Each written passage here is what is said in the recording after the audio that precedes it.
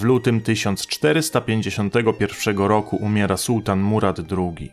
Podczas swoich rządów umocnił panowanie tureckie w Anatolii oraz w europejskiej części imperium, rozszerzając jego granice aż po Dunaj. Gdy stery przejął jego syn Mehmed II, na zachodzie przyjęto tę wiadomość z dużą dozą optymizmu. 19-letni sułtan w przeszłości nie radził sobie z powierzonymi mu zadaniami wojskowymi i administracyjnymi. Dodatkowo w początkowych tygodniach swych rządów przyjmował liczne poselstwa z Europy, przedłużając traktaty pokojowe, a Bizantyjczykom zagwarantował nienaruszalność ich granic. Jednak było to tylko chwilowe uśpienie czujności, by móc przygotować się do wielkiego czynu.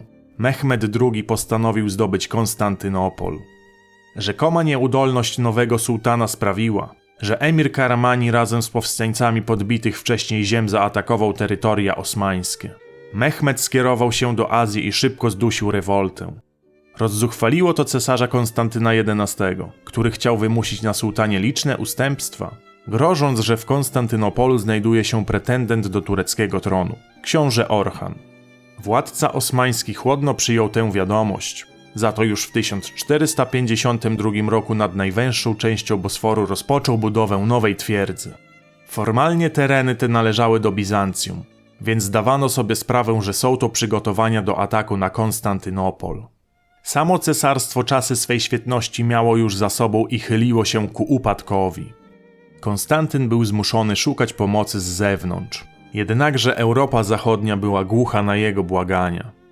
Papiestwo wstrzymywało się ze wsparciem Bizancjum do czasu, aż cesarz nie przyjmie dekretu Unii Florenckiej, która w zamyśle miała zakończyć rozłam obu kościołów.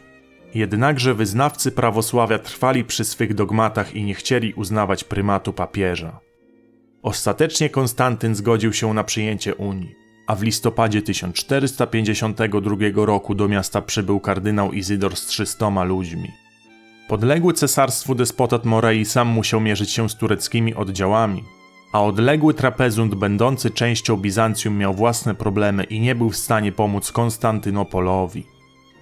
Republika Wenecji i Republika Genui, dwie potęgi morskie rywalizujące ze sobą o prym w dziedzinie handlu, początkowo nie chciały prowokować Imperium Osmańskiego.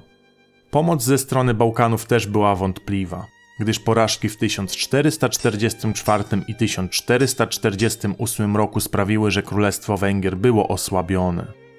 Osamotniony cesarz rozpoczął więc umacnianie miasta oraz ściąganie zapasów. Sułtan w styczniu 1453 roku wyjawił swej radzie plany ataku na Konstantynopol. Już przedtem nakazał części swych oddziałów zajęcie przesmyku korynckiego, by blokować greckie miasta. Wielka armia turecka wspierana na niespotykaną wcześniej skalę flotą rozpoczęła mobilizację. Te wydarzenia oraz zatopienie weneckiego statku handlowego sprawiło, że Republika wysłała na pomoc 2 transportowce liczące po 400 żołnierzy na pokładach. Później miano też posłać 15 galer wojennych. Genua nie wysłała wsparcia, ale sami jej mieszkańcy ruszyli do zagrożonego miasta. Na czele 700 ludzi przybył sławny żołnierz, Giovanni Giustiniani Longo. Cesarz właśnie jemu nadał tytuł prostratora, powierzając dowództwo nad siłami lądowymi. Posiadano 26 okrętów, chociaż liczba ta mogłaby być wyższa, gdyż pewnej nocy 7 włoskich statków, na których znajdowało się 700 ludzi, uciekło jeszcze przed oblężeniem. Gdy cesarz Konstantyn nakazał sporządzić spis sił, jakimi dysponował, przerażony zakazał swemu sekretarzowi publikowania tej listy. Mury Konstantynopola miały być bronione przez około 7000 zawodowych żołnierzy. W mieście znajdowało się jeszcze 30 000 zdolnych do walki mężczyzn. Było to niewiele w porównaniu z potęgą turecką. Przez Trację maszerowała 80-tysięczna regularna armia, wspierana 20-tysięcznym nieregularnym wojskiem. Mimo że artyleria wciąż była w fazie rozwoju, posiadano aż 69 dział, w tym wielką armatę stworzoną przez węgierskiego inżyniera Urbana. Początkowo zaoferował swe usługi cesarzowi, ale ten z braku pieniędzy i surowców nie mógł go zatrudnić. Z chęcią uczynił to Mehmed II. W styczniu ukończono dzieło, którego lufa liczyła 8 metrów, a rzekomo kule do niej ważyły 12 centnarów. Aby je przetransportować, umacniano drogi i mosty. Działo było ciągnięte przez 60 wołów i asekurowane przez 200 ludzi. Flota z wyłączeniem okrętów transportowych liczyła ponad 100 jednostek. Na początku kwietnia oddziały tureckie zaczęły pojawiać się pod Konstantynopolem, a 5 kwietnia 1453 roku przybył tam sułtan Mehmed II. XV-wieczny Konstantynopol nie przypominał już miasta, którym był setki lat temu. Tętniąca życiem metropolia licząca wraz z przedmieściami około 1 miliona osób była już przeszłością. Obecnie Konstantynopol był wyludniony i posiadał nie więcej niż 100 000 mieszkańców. Za potężnym 20-kilometrowym podwójnym murem znajdowało się kilkanaście mniejszych miasteczek i wiosek oraz wiele sadów i pól. Obwarowania ciągnęły się od Morza Marmara do Złotego Rogu, za którym znajdowała się genueńska kolonia Galata. Dostępu do zatoki bronił masywny łańcuch. Obrońcy zajęli swe pozycje na zewnętrznym murze, a Turcy dzień po przybyciu ruszyli na swe stanowiska. Sułtan wysłał jeszcze poselstwo wzywające do kapitulacji, ale cesarz odrzucił tę propozycję. Rozpoczęto więc bombardowanie Konstantynopola. W czasie, gdy Mehmed zajmował okoliczne zameczki, a flota Wyspy Książęce, pod murami trwała nieustanna kanonada. Kule armatnie niszczyły obwarowania, ale obrońcy naprawiali je nocą lub na gruzach budowali palisady. Artyleria turecka oddawała około 150 strzałów dziennie, zużywając przy tym 0,5 tony prochu. Potężne działo Urbana robiło piorunujące wrażenie. Niemniej często się przegrzewało i można było z niego strzelać zaledwie 7 razy na dzień. Wkrótce też zostało uszkodzone. Osmanowie pierwszy szturm przeprowadzili 7 lub 9 kwietnia, uderzając na środkowy odcinek murów. Atak ten został łatwo odparty. 12 kwietnia flota wroga chciała zająć Złoty Róg, ale chrześcijańskie załogi były zaprawione w bojach oraz lepiej wyposażone, przez co wraz ze wsparciem z lądu zdołały odeprzeć Turków.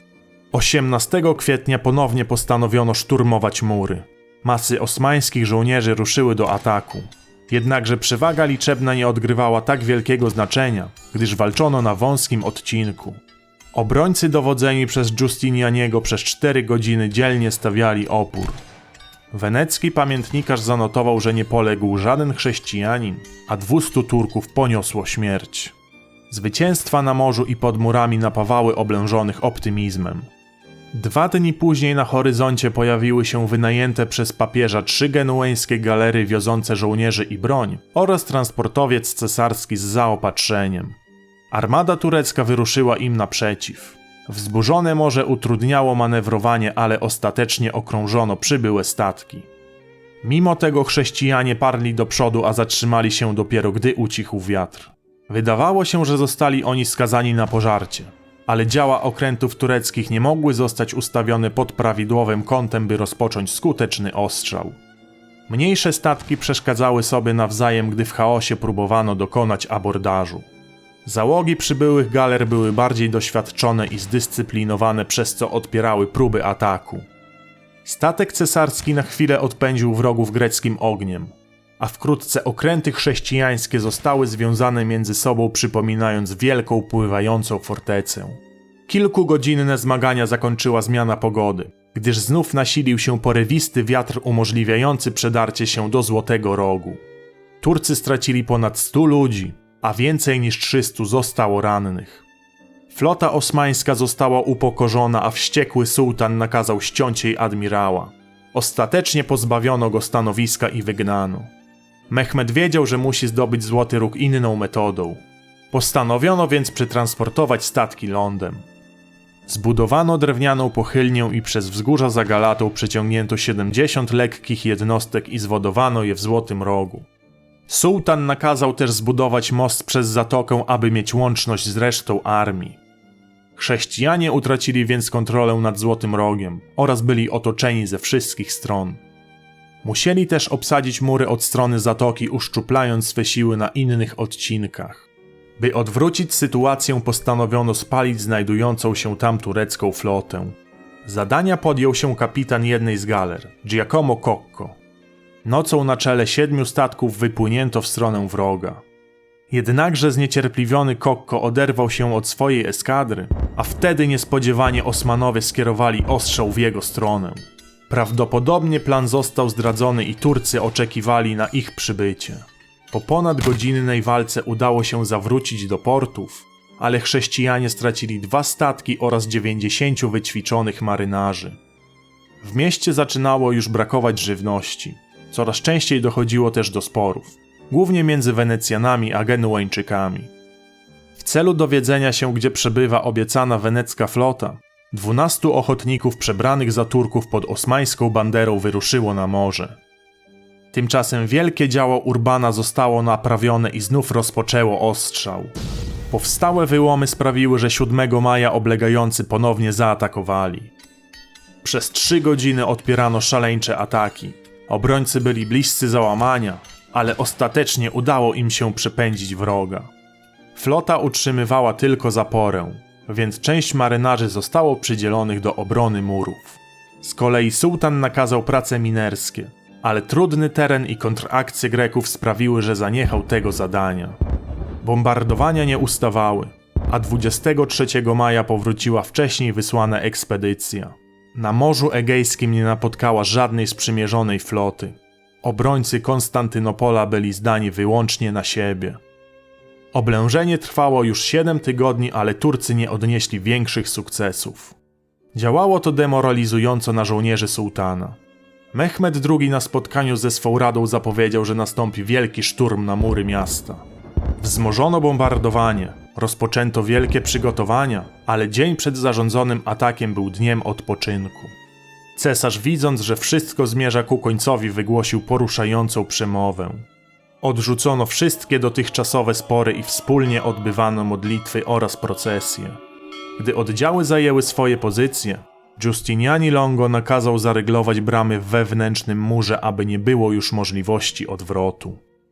29 maja 2 godziny po północy Osmanowie wznowili ostrzał artyleryjski. Następnie przy akompaniamencie bębnów, trąb i piszczałek armia turecka ruszyła do natarcia. Flota za to miała zdesantować oddziały od strony morza. Mehmed II w pierwszej fali posłał oddziały nieregularne, a główny atak skupił się na środkowej części murów. Ponownie przewaga liczebna nie mogła być należycie wykorzystana. Wrogie oddziały przeszkadzały sobie nawzajem, jednakże parły w kierunku murów. Próbowano się na nie wdrapać, ale żołnierze Giustinianiego raz za razem ich odpierali. Sam cesarz przybył, by dodać walczącym otuchy.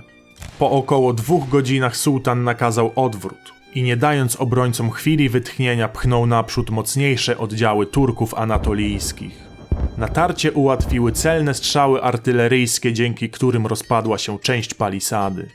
300 wojowników muzułmańskich dopadło do wyrwy, ale chrześcijanie przy wsparciu cesarza zdołali ich odepchnąć. Mimo że nowo nacierające oddziały były bardziej zdyscyplinowane, nie mogły wedrzeć się do miasta. Flota też była skutecznie odpierana.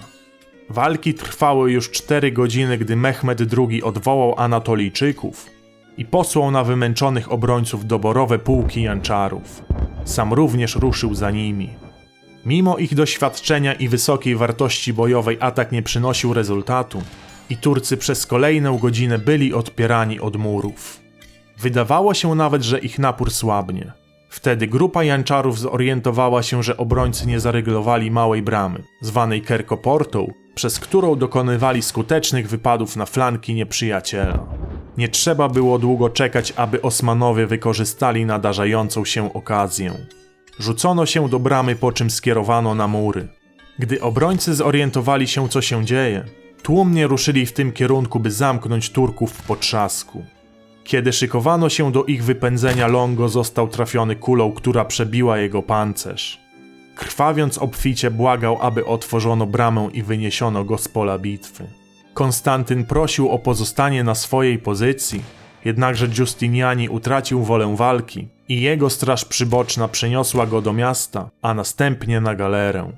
Genueńczycy, widząc, że ich wódz uszedł z pola bitwy, również rzucili się do ucieczki. Powstałe zamieszanie sprawiło, że sułtan nakazał wzmóc wysiłki i wkrótce janczarzy opanowali palisadę. Grecy rozpoczęli odwrót w stronę wewnętrznego muru, jednakże nie było to łatwym zadaniem. W tym samym czasie nad Kerkoportą zawisła turecka flaga, przez co wybuchła ogólna panika. Przez otwartą furtkę wlewały się oddziały osmańskie. Z kolei w bramie, którą wyniesiono Justinianiego, uciekający żołnierze utworzyli ogromny zator. Janczarzy rozpoczęli masakrę. Konstantyn próbował zebrać resztki walczących oddziałów, ale było już za późno. Wiedząc, że cesarstwo upadło, postanowił odejść razem z nim.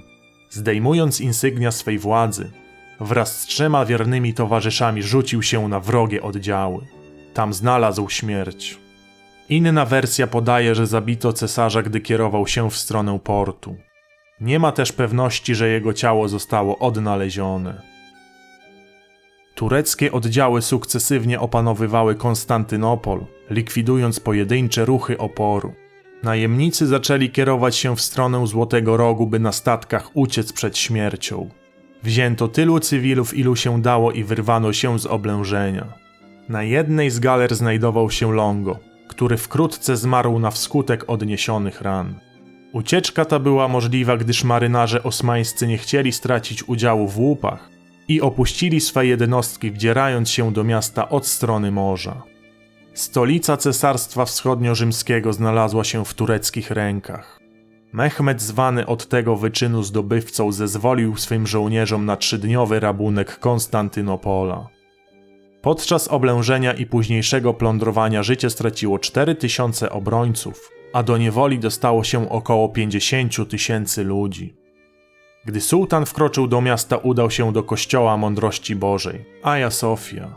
Od razu postanowił przekształcić go w meczet i wchodząc na ambonę oświadczył, że nie ma Boga prócz Allaha. Mehmed w czerwcu wyjechał ze zrujnowanego miasta. Wkrótce też nakazał jego odbudowę oraz przeniósł tu stolicę imperium. Konstantynopol, zwany również Stambułem, z czasem stał się centrum islamskiego świata.